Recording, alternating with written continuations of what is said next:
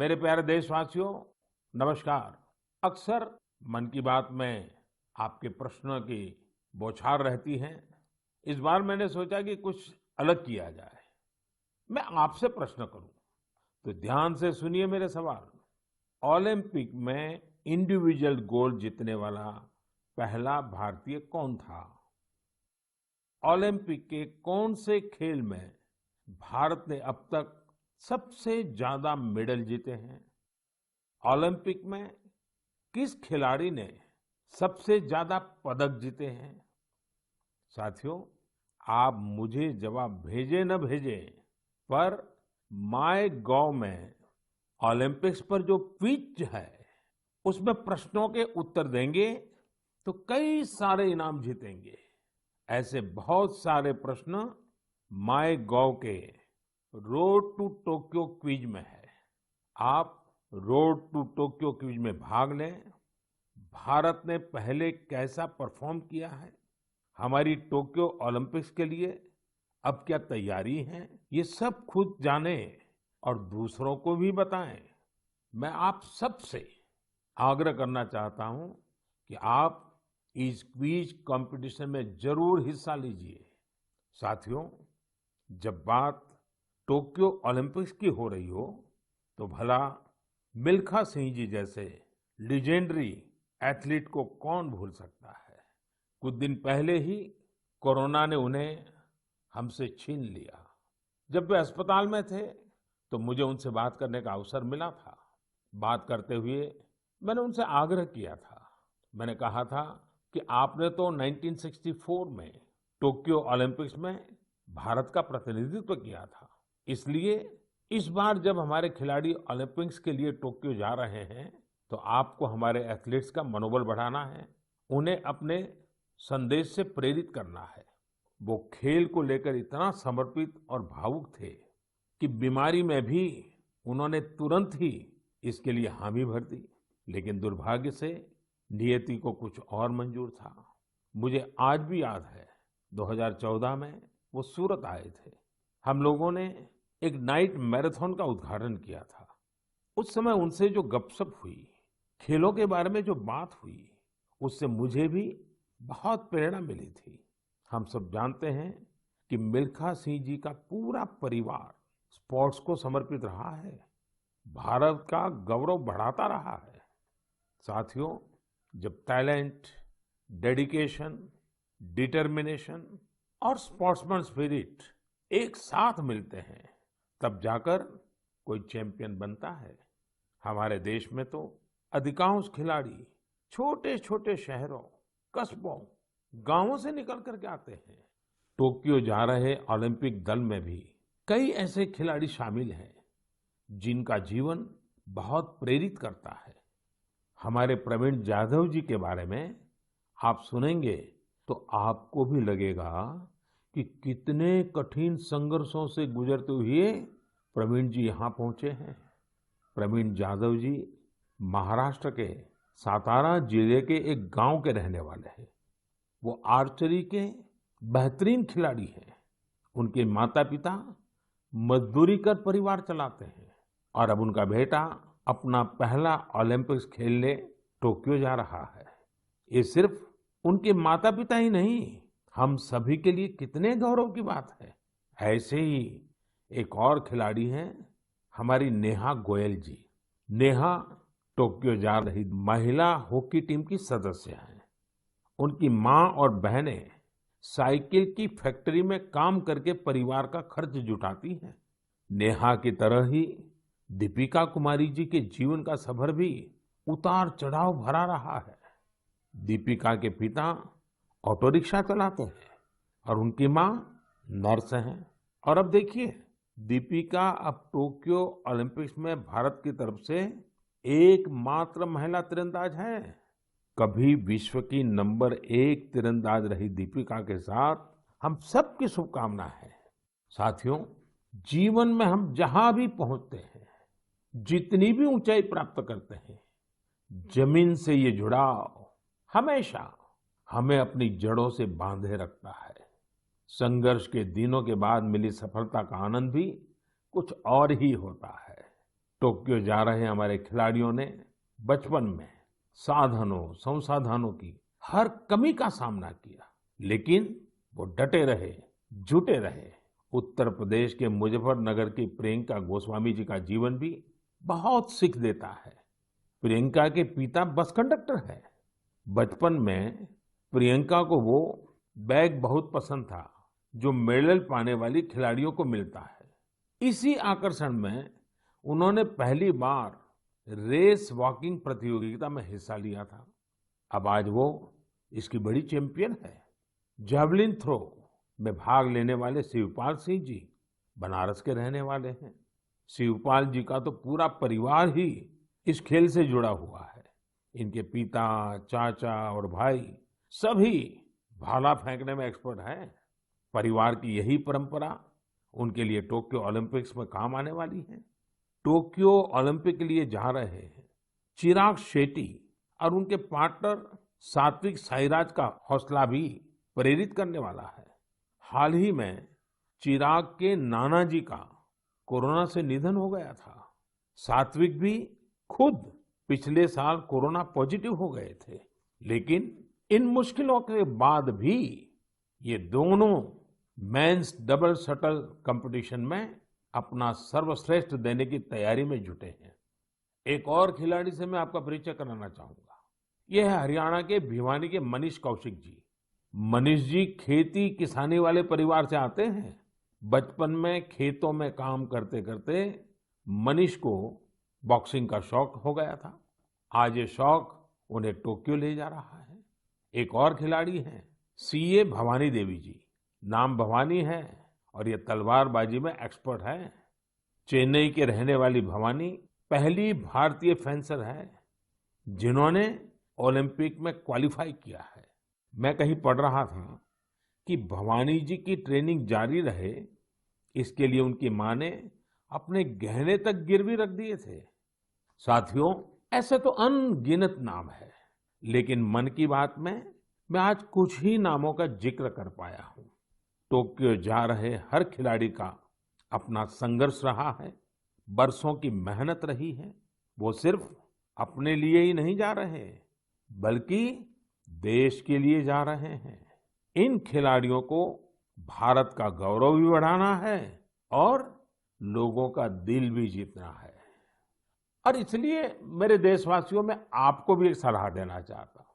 हमें जाने अनजाने में भी हमारे इन खिलाड़ियों पर दबाव नहीं बनाना है, बल्कि खुले मन से इनका साथ देना है। हर खिलाड़ी का उत्साह बढ़ाना है। सोशल मीडिया पर आप हैशटैग चीयर फॉर इंडिया के साथ अपने इन खिलाड़ियों को शुभकामनाएं दे सकते हैं। आप कुछ और भी इनोवेटिव करना चाहें तो वो भी जरूर करें। अगर आपको कोई ऐसा आइडिया आता है जो हमारे खिलाड़ियों के लिए देश को मिलकर करना चाहिए, तो वो आप मुझे जरूर भेजिएगा। हम सब मिलकर टोक्यो जाने वाले अपने खिलाड़ियों को सपोर्ट करेंगे। Cheer for India, cheer for India, cheer for India. मेरे प्यारे देशवासियों, कोरोना के खिलाफ हम देशवासियों की लड़ाई जारी है, लेकिन इस लड़ाई में हम सब साथ मिलकर कई असाधारण मुकाम भी हासिल कर रहे हैं। अभी कुछ दिन पहले ही हमारे देश ने एक अभूतपूर्व काम किया है। 21 जून को वैक्सीन अभियान के अगले चरण की शुरुआत हुई और उसी दिन देश ने 86 लाख से ज्यादा लोगों को मुफ्त वैक्सीन लगाने का रिकॉर्ड भी बना दिया। और वो भी एक दिन में। इतनी बड़ी संख्या में भारत सरकार की तरफ से मुफ्त वैक्सीनेशन, और वो भी एक दिन में, स्वाभाविक है इसकी चर्चा भी खूब हुई है। साथियों, एक साल पहले सबके सामने सवाल था कि वैक्सीन कब आएगी। आज हम एक दिन में लाखों लोगों को मेड इन इंडिया वैक्सीन मुफ्त में लगा रहे हैं, और यही तो नए भारत की ताकत है। साथियों, वैक्सीन की सेफ्टी देश के हर नागरिक को मिले, हमें लगातार प्रयास करते रहना है। कई जगहों पर वैक्सीन हेजिटेंसी को खत्म करने के लिए कई संगठन, सिविल सोसाइटी के लोग आगे आए हैं और सब मिलकर के बहुत अच्छा काम कर रहे हैं।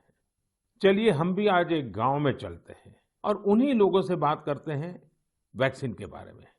मध्य प्रदेश के बैतूल जिले के डुलारिया गांव चलते हैं। हेलो।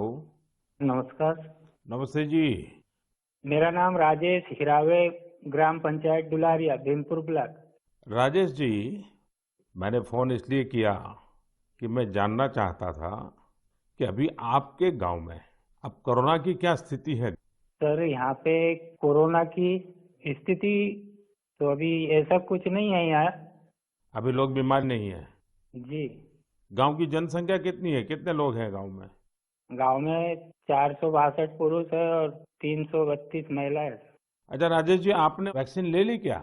नहीं सर, अभी नहीं लिया। अरे, क्यों नहीं लिया। सर जी, यहाँ पे कुछ लोगों ने कुछ व्हाट्सएप पे ऐसा भ्रम डाल दिया गया कि उससे लोग भ्रमित हो गए सर जी। तो क्या आपके मन में भी डर है। जी, सब पूरे गांव में ही ऐसा भ्रम फैला दिया था सर। अरे रे रे, ये क्या बात की आपने। देखिए राजेश जी, जी। मेरा आपको भी और मेरे सभी गांव के भाई बहनों को यही कहना है कि डर है तो निकाल दीजिए। जी। हमारे पूरे देश में 31 करोड़ से भी ज्यादा लोगों ने वैक्सीन का टीका लगवा लिया है। जी। आपको पता है ना, मैंने खुद ने भी दोनों डोज लगवा लिए हैं। जी सर। अरे मेरी माँ तो करीब करीब 100 साल की है, उन्होंने भी दोनों डोज लगवा लिए हैं। कभी कभी किसी को इससे बुखार वगैरह आता है, पर वो बहुत मामूली होता है, कुछ घंटों के लिए ही होता है। देखिए, वैक्सीन नहीं लेना बहुत खतरनाक हो सकता है। जी। इससे आप खुद को तो खतरे में डालते ही हैं, साथ ही में परिवार और गांव को भी खतरे में डाल सकते हैं। जी। और राजेश जी, इसलिए जितना जल्दी हो सके वैक्सीन लगवा लीजिए और गांव में सबको बताइए कि भारत सरकार की तरफ से मुफ्त वैक्सीन दी जा रही है और 18 वर्ष से ऊपर के सभी लोगों के लिए ये मुफ्त वैक्सीनेशन है। जी। जी। तो ये आप भी गांव में लोगों को बताइए। और गांव में ये डर का तो माहौल का कोई कारण ही नहीं है। कारण यही सर, कुछ लोगों ने ऐसी गलत अफवाह फैला दी जिससे लोग बहुत ही भयभीत हो गए। उसका उदाहरण देते, जैसा उस वैक्सीन को लगाने से बुखार आना, बुखार से और बीमारी फैल जाना, मतलब आदमी की मौत हो जाना, यहाँ तक के वो अफवाह फैलाए। हो।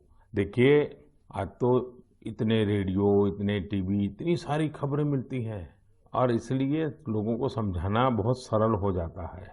और देखिए, मैं आपको बताऊं, भारत के अनेक गांव ऐसे हैं जहां सभी लोग वैक्सीन लगवा चुके हैं, यानी गांव के 100% लोग।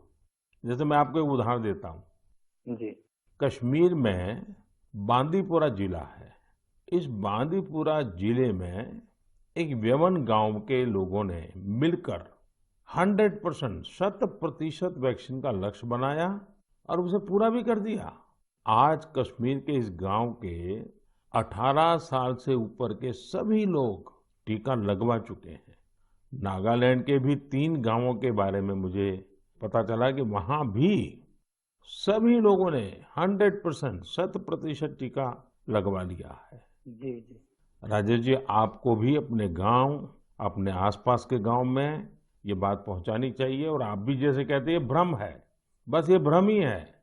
जी। जी। तो भ्रम का जवाब यही है कि आपको खुद को टीका लगा करके समझाना पड़ेगा सबको। करेंगे ना आप। जी सर। पक्का करेंगे। जी सर। जी सर, आपसे बात करने से मुझे ऐसा लगा कि मैं खुद भी टीका लगाऊंगा और लोगों को इसके बारे में आगे बढ़ाऊंगा। अच्छा, गांव में और भी कोई है जिनसे मैं बात कर सकता हूँ। जी है सर। कौन बात करेगा। हेलो सर, नमस्कार। नमस्ते जी, कौन बोल रहे हैं। मेरा नाम है किशोरीलाल धुर्वे। तो किशोरीलाल जी, अभी राजेश जी से बात हो रही थी जी सर। और वो तो बड़े दुखी होकर के भी बता रहे थे कि वैक्सीन को लेकर लोग अलग अलग बातें करते हैं। जी। आपने भी ऐसा सुना है क्या। हाँ, सुना तो हूँ सर वैसा।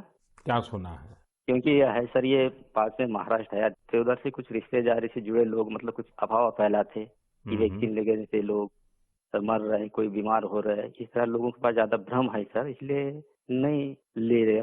नहीं, कहते क्या है, अब कोरोना चला गया ऐसा कहते हैं? जी। कोरोना से कुछ नहीं होता ऐसा कहते हैं? नहीं, कोरोना चला गया नहीं बोलते सर, कोरोना तो है बोलते, लेकिन वैक्सीन जो लेते हैं उससे मतलब बीमारी हो रहे और मर रहे, ये स्थिति बताते सर वो। अच्छा, वैक्सीन के कारण मर रहे हैं? अपना क्षेत्र आदिवासी क्षेत्र है सर, ऐसे भी लोग इसमें जल्दी डरते हैं, जो भ्रम फैला देते इस कारण से, मतलब लोग नहीं ले रहे सर वैक्सीन। देखिए किशोरलाल जी, जी हाँ ये सर। अफवाहें फैलाने वाले लोग तो अफवाहें फैलाते रहेंगे। जी। हमें तो जिंदगी बचानी है, अपने गांव वालों को बचाना है, अपने देशवासियों को बचाना है। और ये अगर कोई कहता है कि कोरोना चला गया, तो ये भ्रम में मत रहिए। जी। ये बीमारी ऐसी है, ये बहुरूपिये वाली है। जी सर। वो रूप बदलती है, नए नए रंग रूप करके पहुंच जाती है। जी। और उसमें बचने के लिए हमारे पास दो रास्ते हैं। एक तो कोरोना के लिए जो प्रोटोकॉल बना है, मास्क पहनना, साबुन से बार बार हाथ धोना, दूरी बनाए रखना। और दूसरा रास्ता है, इसके साथ साथ वैक्सीन का टीका लगवाना, वो भी एक अच्छा सुरक्षा कवच है, तो उसकी चिंता करिए। जी। अच्छा किशोरलाल जी, ये बताइए, जी सर। जब लोग आपसे बातें करते तो आप कैसे समझाते हैं लोगों को? आप समझाने का काम करते हैं कि आप भी अफवाह में आ जाते हैं? अरे समझाए क्या, वो लोग ज्यादा हो जाते सर, तो हम भी भयभीत में आ जाते ना सर। देखिए किशोरलाल जी, मेरी आपसे बात हुई है, आज आप मेरे साथी हैं। जी सर। आपको डरना नहीं है और लोगों के डर को भी निकालना है। निकालोगे? जी। निकालेंगे सर, लोगों के डर को भी निकालेंगे सर, मैं स्वयं भी खुद लगाऊंगा। देखिए, अफवाहों पर बिल्कुल ध्यान न दें। जी। आप जानते हैं हमारे वैज्ञानिकों ने कितनी मेहनत करके वैक्सीन बनाई है। जी सर। साल भर रात दिन इतने बड़े बड़े वैज्ञानिकों ने काम किया है। और इसलिए हमें विज्ञान पे भरोसा करना चाहिए, वैज्ञानिकों पर भरोसा करना चाहिए। और ये झूठ फैलाने वाले लोगों को बार बार समझाना चाहिए कि देखिए भाई, ऐसा नहीं होता है। इतने लोगों ने वैक्सीन ले लिया है, कुछ नहीं होता है। जी। और अफवाहों से बहुत बच करके रहना चाहिए, गांव को भी बचाना चाहिए। जी। और राजेश जी, किशोरीलाल जी, आप जैसे साथियों को तो मैं कहूंगा कि आप अपने ही गांव में नहीं और गांवों में भी इन अफवाहों को रोकने का काम कीजिए और लोगों को बताइए मेरे से बात हुई है। जी सर। बता दीजिए, मेरा नाम बता दीजिए। बताएंगे सर, और समझाएंगे लोगों को, और स्वयं भी लेंगे। देखिए, आपके पूरे गांव को मेरी तरफ से शुभकामनाएं दीजिए। जी सर। और सभी से कहिए कि जब भी अपना नंबर आए, जी। वैक्सीन जरूर लगवाएं। ठीक है सर। मैं चाहूंगा कि गांव की महिलाओं को, हमारी माताओं बहनों को जी सर। इस काम में ज्यादा से ज्यादा जोड़िए और सक्रियता के साथ उनको साथ रखिए। जी। कभी कभी माताएं बहनें बात कहती है ना, लोग जल्दी मान जाते हैं। जी। आपके गांव में जब टीकाकरण पूरा हो जाए तो मुझे बताएंगे आप? हाँ बताएंगे सर। पक्का बताएंगे? जी। देखिए, मैं इंतजार करूंगा आपकी चिट्ठी का। जी सर। चलिए राजेश जी, किशोर जी, बहुत बहुत धन्यवाद, आपसे बात करने का मौका मिला। धन्यवाद सर, आपने हम बात किया है, बहुत बहुत धन्यवाद आपको भी। साथियों, कभी न कभी ये विश्व के लिए केस स्टडी का विषय बनेगा कि भारत के गांव के लोगों ने, हमारे वनवासी आदिवासी भाई बहनों ने इस कोरोना काल में किस तरह अपने सामर्थ्य और सूझबूझ का परिचय दिया। गांव के लोगों ने क्वारंटाइन सेंटर बनाए, स्थानीय जरूरतों को देखते हुए कोविड प्रोटोकॉल बनाए। गांव के लोगों ने किसी को भूखा नहीं सोने दिया, खेती का काम भी रुकने नहीं दिया। नजदीक के शहरों में दूध, सब्जियां, ये सब हर रोज पहुंचता रहे, ये भी गांव ने सुनिश्चित किया। यानी खुद को संभाला, औरों को भी संभाला। ऐसे ही हमें वैक्सीनेशन अभियान में भी करते रहना है। हमें जागरूक रहना भी है और जागरूक करना भी है। गांव में हर एक व्यक्ति को वैक्सीन लग जाए, ये हर गांव का लक्ष्य होना चाहिए। याद रखिए, और मैं तो आपको खास रूप से कहना चाहता हूं, आप एक सवाल अपने मन में पूछिए।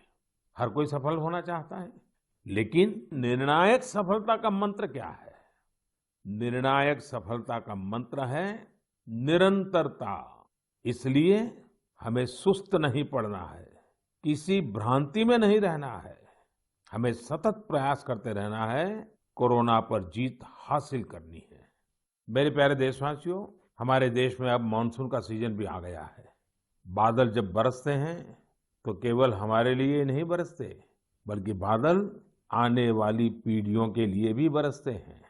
बारिश का पानी जमीन में जाकर इकट्ठा भी होता है, जमीन के जल स्तर को भी सुधारता है, और इसलिए मैं जल संरक्षण को देश सेवा का ही एक रूप मानता हूँ।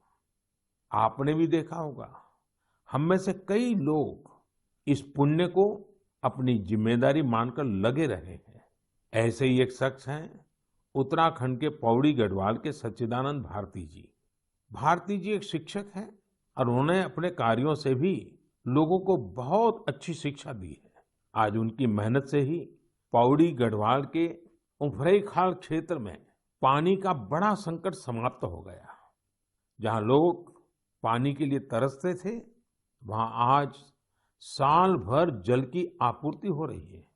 साथियों, पहाड़ों में जल संरक्षण का एक पारंपरिक तरीका रहा है, जिसे चाल खाल भी कहा जाता है, यानी पानी जमा करने के लिए बड़ा सा गड्ढा खोदना।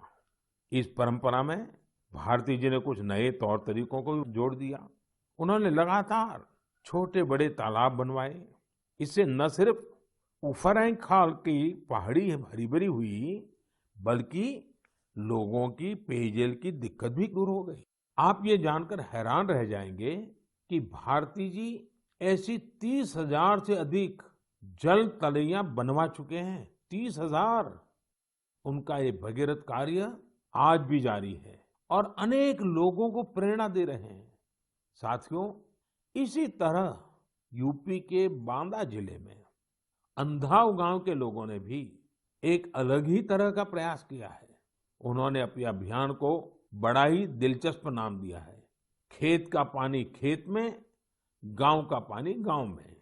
इस अभियान के तहत गांव के कई 100 बीघे खेतों में ऊंची ऊंची मेड़ बनाई गई है। इससे बारिश का पानी खेत में इकट्ठा होने लगा और जमीन में जाने लगा। अब ये सब लोग खेतों की मेड़ पर पेड़ लगाने की भी योजना बना रहे हैं। यानी अब किसानों को पानी, पेड़ और पैसा तीनों मिलेगा। अपने अच्छे कार्यों से पहचान तो उनके गांव की दूर दूर तक वैसे भी हो रही है।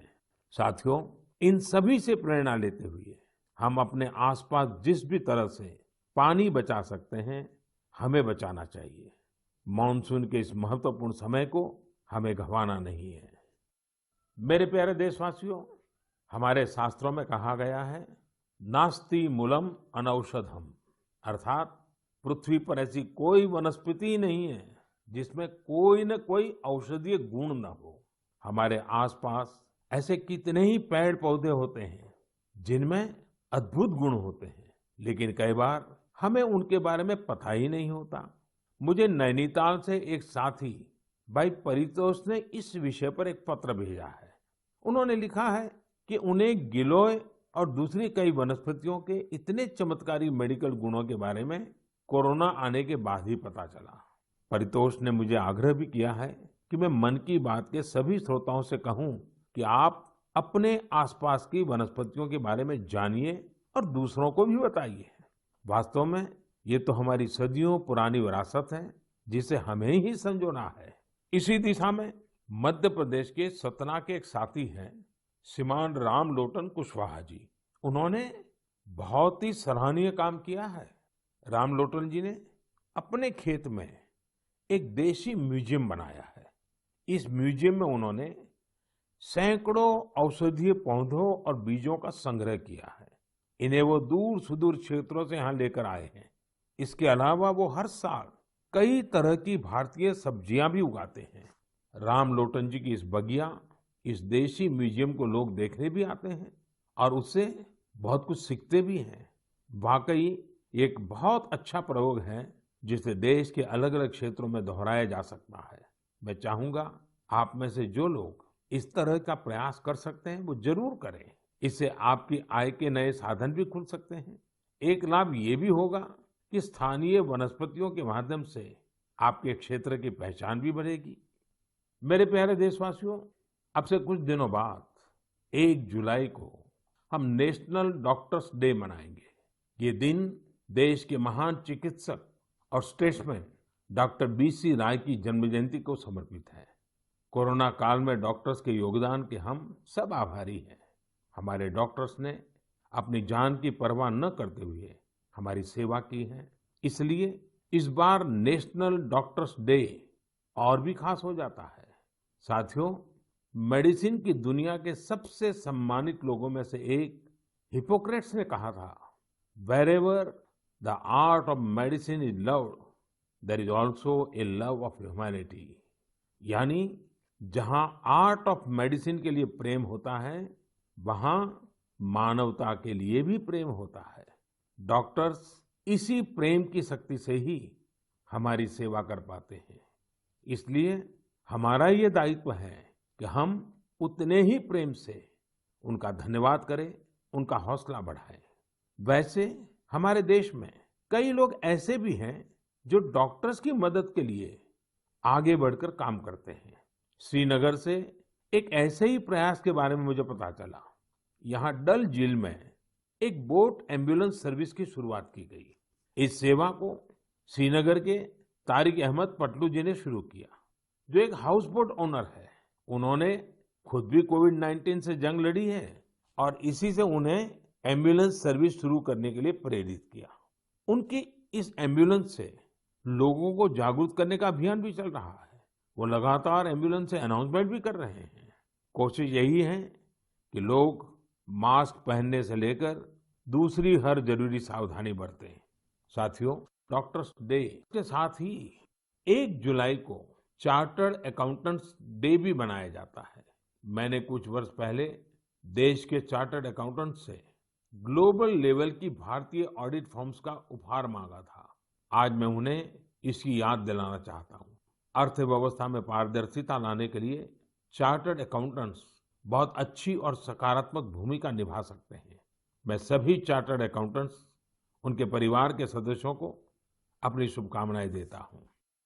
मेरे प्यारे देशवासियों, कोरोना के खिलाफ भारत की लड़ाई की एक बड़ी विशेषता है। इस लड़ाई में देश के हर व्यक्ति ने अपनी भूमिका निभाई है। मैंने मन की बात में अक्सर इसका जिक्र किया है, लेकिन कुछ लोगों को शिकायत भी रहती है कि उनके बारे में उतनी बात नहीं हो पाती है। अनेक लोग, चाहे बैंक स्टाफ हो, टीचर्स हो, छोटे व्यापारी या दुकानदार हो, दुकानों में काम करने वाले लोग हो, रेहड़ी पटरी वाले भाई बहन हो, सिक्योरिटी वॉचमैन या फिर पोस्टमैन और पोस्ट ऑफिस के कर्मचारी, दरअसल यह लिस्ट बहुत ही लंबी है और हर किसी ने अपनी भूमिका निभाई है।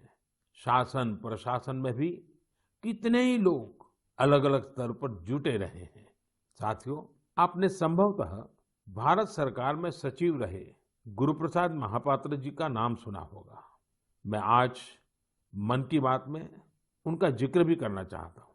गुरुप्रसाद जी को कोरोना हो गया था। वो अस्पताल में भर्ती थे और अपना कर्तव्य भी निभा रहे थे। देश में ऑक्सीजन का उत्पादन बढ़े, दूर सुदूर इलाकों तक ऑक्सीजन पहुंचे, इसके लिए उन्होंने दिन रात काम किया। एक तरफ कोर्ट कचहरी का चक्कर, मीडिया का प्रेशर, एक साथ कई मोर्चों पर वो लड़ते रहे। बीमारी के दौरान उन्होंने काम करना बंद नहीं किया। मना करने के बाद भी वो जीत करके ऑक्सीजन पर होने वाली वीडियो कॉन्फ्रेंस में भी शामिल हो जाते थे। देशवासियों की इतनी चिंता थी उन्हें, वो अस्पताल के बेड पर खुद की परवाह किए बिना देश के लोगों तक ऑक्सीजन पहुंचाने के लिए इंतजाम में जुटे रहे।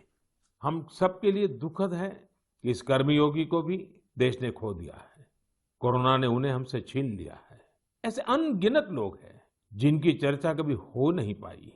ऐसे हर व्यक्ति को हमारी श्रद्धांजलि यही होगी कि हम कोविड प्रोटोकॉल का पूरी तरह पालन करें, वैक्सीन जरूर लगवाएं। मेरे प्यारे देशवासियों, मन की बात की सबसे अच्छी बात यह है कि इसमें मुझसे ज्यादा आप सबका योगदान रहता है। अभी मैंने माय गॉव में एक पोस्ट देखी जो चेन्नई के थिरु आर गुरुप्रसाद जी की है। उन्होंने जो लिखा है वो जानकर आपको भी अच्छा लगेगा।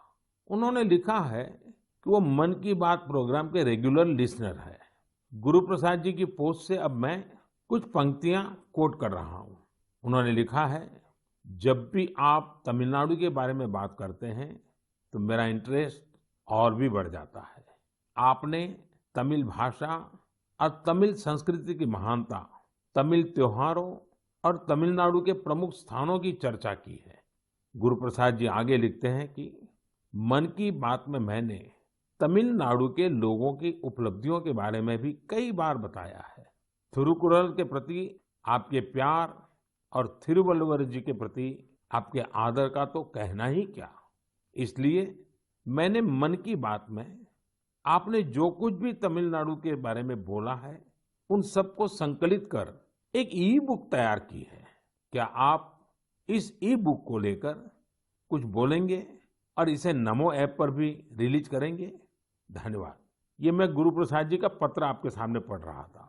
गुरु प्रसाद जी, आपकी ये पोस्ट पढ़कर बहुत आनंद आया। अब आप अपनी ई बुक में एक और पेज जोड़ दीजिए। नान तमिल कला चाराक्तिन पेरिय अभिमानी, नान उलगतलय पलमयान तमिल मोलियन पेरिय अभिमानी। उच्चारण का दोष अवश्य होगा, लेकिन मेरा प्रयास और मेरा प्रेम कभी भी कम नहीं होगा। जो तमिल भाषी नहीं है उन्हें मैं बताना चाहता हूँ, गुरु प्रसाद जी को मैंने कहा है, मैं तमिल संस्कृति का बहुत बड़ा प्रशंसक हूँ। मैं दुनिया की सबसे पुरानी भाषा तमिल का बड़ा प्रशंसक हूँ। साथियों, हर हिंदुस्तानी को विश्व की सबसे पुरातन भाषा हमारे देश की है, इसका गुणगान करना ही चाहिए, उस पर गर्व महसूस करना चाहिए। मैं भी तमिल को लेकर बहुत गर्व करता हूँ। गुरु प्रसाद जी, आपका ये प्रयास मेरे लिए एक नई दृष्टि देने वाला है, क्योंकि मैं मन की बात करता हूँ तो सहज सरल तरीके से अपनी बात रखता हूँ। मुझे नहीं मालूम था कि इसका ये भी एक एलिमेंट था। आपने जब पुरानी सारी बातों को इकट्ठा किया तो मैंने भी उसे एक बार नहीं बल्कि 2 बार पढ़ा। गुरु प्रसाद जी, आपकी इस बुक को मैं नमो ऐप पर जरूर अपलोड करवाऊंगा। भविष्य के प्रयासों के लिए आपको बहुत बहुत शुभकामनाएं। मेरे प्यारे देशवासियों, आज हमने कोरोना की कठिनाइयों और सावधानियों पर बात की। देश और देशवासियों की कई उपलब्धियों पर भी चर्चा की। अब एक और बड़ा अवसर भी हमारे सामने है। 15 अगस्त भी आने वाला है। आजादी के 75 वर्ष का अमृत महोत्सव हमारे लिए बहुत बड़ी प्रेरणा है। हम देश के लिए जीना सीखें। आजादी की जंग देश के लिए मरने वालों की कथा है। आजादी के बाद के इस समय को हमें देश के लिए जीने वालों की कथा बनाना है। हमारा मंत्र होना चाहिए इंडिया फर्स्ट। हमारे हर फैसले, हर निर्णय का आधार होना चाहिए इंडिया फर्स्ट। साथियों, अमृत महोत्सव में देश ने कई सामूहिक लक्ष्य भी तय किए हैं। जैसे हमें अपने स्वाधीनता सेनानियों को याद करते हुए उनसे जुड़े इतिहास को पुनर्जीवित करना है। आपको याद होगा कि मन की बात में मैंने युवाओं से स्वाधीनता संग्राम पर इतिहास लेखन करके शोध करने इसकी अपील की थी। मकसद ये था कि युवा प्रतिभाएं आगे आए, युवा सोच, युवा विचार सामने आए, युवा कलम नई ऊर्जा के साथ लेखन करे। मुझे ये देखकर बहुत अच्छा लगा कि बहुत ही कम समय में 2500 से ज्यादा युवा इस काम को करने के लिए आगे आए हैं। साथियों, दिलचस्प बात यह है, 19वीं 20वीं शताब्दी के जंग की बात तो आमतौर पर होती रहती है, लेकिन खुशी इस बात की है कि 21वीं सदी में जो युवा पैदा हुए हैं, 21वीं सदी में जिनका जन्म हुआ है, ऐसे मेरे नौजवान साथियों ने 19वीं और 20वीं शताब्दी की आजादी की जंग को लोगों के सामने रखने का मोर्चा संभाला है। इन सभी लोगों ने माईगॉव पर इसका पूरा ब्यौरा भेजा है। ये लोग हिंदी, इंग्लिश, तमिल, कन्नड़ा, बांग्ला, तेलुगु, मराठी, मलयालम, गुजराती ऐसी देश की अलग अलग भाषाओं में स्वाधीनता संग्राम पर लिखेंगे। कोई स्वाधीनता संग्राम से जुड़े रहे अपने आसपास के स्थानों की जानकारी जुटा रहा है, तो कोई आदिवासी स्वाधीनता सेनानियों पर किताब लिख रहा है। एक अच्छी शुरुआत है। मेरा आप सभी से अनुरोध है कि अमृत महोत्सव से जैसे भी जुड़ सकते हैं, जरूर जुड़ें। ये हमारा सौभाग्य है कि हम आजादी के 75 वर्ष के पर्व का साक्षी बन रहे हैं। इसलिए अगली बार जब हम मन की बात में मिलेंगे तो अमृत महोत्सव की और तैयारियों पर भी बात करेंगे। आप सब स्वस्थ रहिए, कोरोना से जुड़े नियमों का पालन करते हुए आगे बढ़िए, अपने नए नए प्रयासों से देश को ऐसे ही गति देते रहिए। इन्हीं शुभकामनाओं के साथ बहुत बहुत धन्यवाद।